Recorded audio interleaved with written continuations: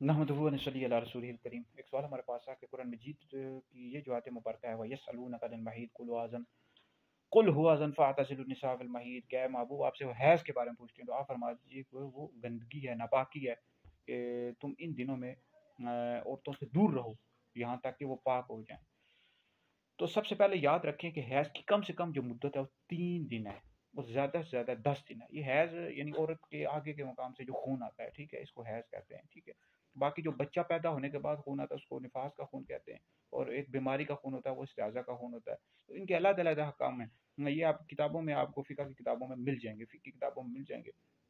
تو بہرحال حیض کی کم سے کم مدت 3 دن ہے اور زیادہ سے زیادہ 10 دن ہے، ٹھیک ہے۔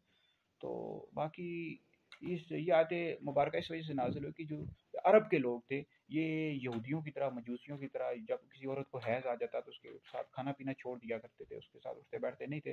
تو اس وقت یہ آیت مبارکہ نازل ہوئی تو افراط و تفریط دونوں سے منع کیا گیا، یعنی حیض کی حالت میں عورت سے ہم بستری نہیں کر سکتے، جماع نہیں کر سکتے، اس سے صحبت نہیں کر سکتے، صحبت کرنا، ہم بستری کرنا حرام ہے۔ باقی اس کے ساتھ کھا پی سکتے ہیں، اس سے شریعت منع نہیں کر سکتی۔ اسی طرح ناف سے لے کر گھٹنے تک عورت سے لذت بھی حاصل نہیں کر سکتے، منع ہے۔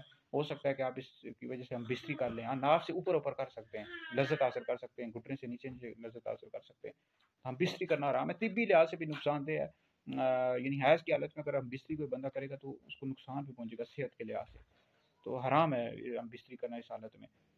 تو باقی عورت کے پیچھے کے مقام سے ہم بستری کرنا، جماع کرنا، یہ حرام ہے۔ نکاح نہیں ٹوٹتا لیکن گناہ گار ہوتا ہے، سخت گناہ ہے۔ بہرحال اگر کسی نے حیض کی حالت میں عورت کے آگے کے مقام میں ہم بستری کر لی تو اس پر توبہ لازم ہے۔ حلال جان کر کی تو ایسا شخص دار اسلام سے خارج ہو جائے گا، تو لیکن حرام جان کر کی تو اس پر توبہ لازم ہے۔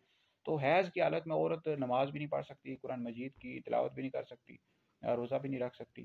تو بعد میں پھر یہ ہے کہ وہ روزوں کی قضا کرے گی، نماز کی قضا نہیں ہے، ٹھیک ہے جی۔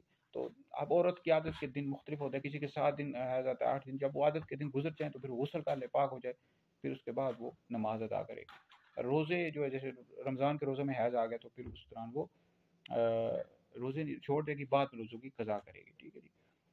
تو باقی مزید کوئی سوال کرنا وہ کر سکتے ہیں نیچے کمنٹس میں، انشاءاللہ ہم اس کا بھی جواب دے دیں گے۔